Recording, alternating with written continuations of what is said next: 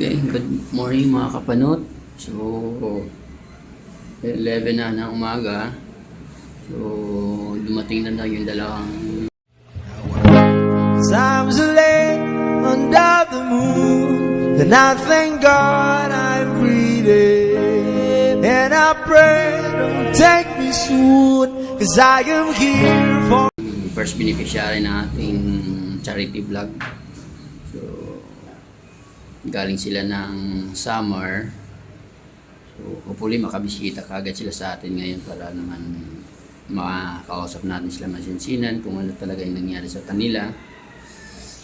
Bakit sila napalayo dun sa magulang nila at ngayon gusto nila pumunta dito ng Maynila para i-pursue yung kanilang pag-aaral. Sa awa naman ng Diyos at tayo'y nabibigyan konting blessing. So sila yung pinakaunang na vlog natin sa ating charity. So sana tuloy-tuloy lang yung suporta nila. Kayo po, mga bagong subscriber ko, mga followers, so sana matulungan niyo po akong lumaki yung aking channel para naman mas marami pa tayong matulungang makauwi sa kanilang probinsya. Siyempre sa tulong na rin po ng aking self-business, isang travel and tour business. So ito yung kagapay natin sa ating pagcha-charity ng ating business. So hopefully sana marami pa tayong matutulungan.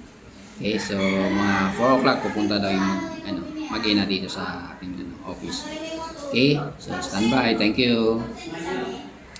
Okay, ito yung time na nagbi-video call kami. Yung dalawang bata is nasa summer pa. So, sinisit na namin kung paano sila mga karating dito. Kung mag-aeroplano sila, barko or bus. So, ang pinakamabilis sa kanila is yung bus gawa ng mga sila. Yun, bus ang pinili nila kasi yan pinakamabilis na sa kanila dahil walang schedule yung time na yun. So Sunday sumakay kagad sila ng bus para lang sa para makaapunta kagad sila by Monday. So ito yung mga kaganapan habang nagbi-video call kami. So dahil naka-copyright tayo kaya naka-mute tayo sa time na yan. Okay, so standby. So maraming salamat sa inyong suporta. So dahil mga minor sila, so sinamahan sila ng kanilang tita paano pumunta dun sa bus. So kinuha na sila mga dokumento na magpapatunay lang sa kanila na pupunta sila dito sa Maynila. Silang dalawa lang. At saka yun lahat ng requirements nila sa school dala nila para sa pag-test nila ng exam dito sa Las Piñas University. At kinahaponan natanggap kagad nila yung kanilang allowance tsaka kanilang pamasahe sa bus. So kahit mahal-mahal ng konti pero kahit papaano nabigyan ko sila ng opportunity. Yan. So kung hindi ko man sila kilala ng lubos kasi first time talaga namin mag video call para lang dito. So ayan, excited yung mga bata makapag-aral dito sa Maynila. So maraming salamat sa inyong suporta at sa inyong walang sawang pagtitiwala sa aking kakayahan. Maraming salamat sa inyo. Okay, good afternoon. Time check. What time na is 6 o'clock na. So dumating na yung aking first charity vlog na galing ng Samar. Shout out sa inyo. So dahil opening din ng aking travel and tours.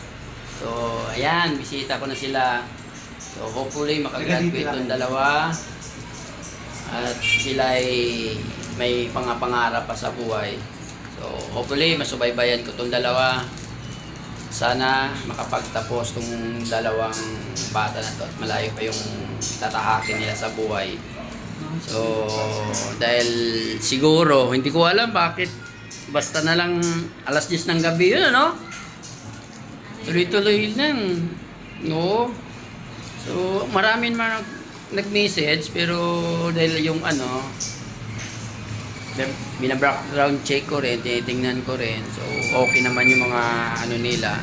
Pero mayroon pa akong dalawang talagang awang-awa ako dun sa dalawang nag-message sa akin dahil 30 years hindi na nakauwi. So, ang sabi naman niya by December, sabi ko tama-tama by December, maano ko na yan. Kaya kitang masuportahan. Sabi ko balikan kita by October. So, ayun. So, salamat sa inyo. Sana suportahan nyo ako. Itong pagiging charity vloggers ko is makatulong sa kapwa. So, thank you very much sa inyo. Bye-bye!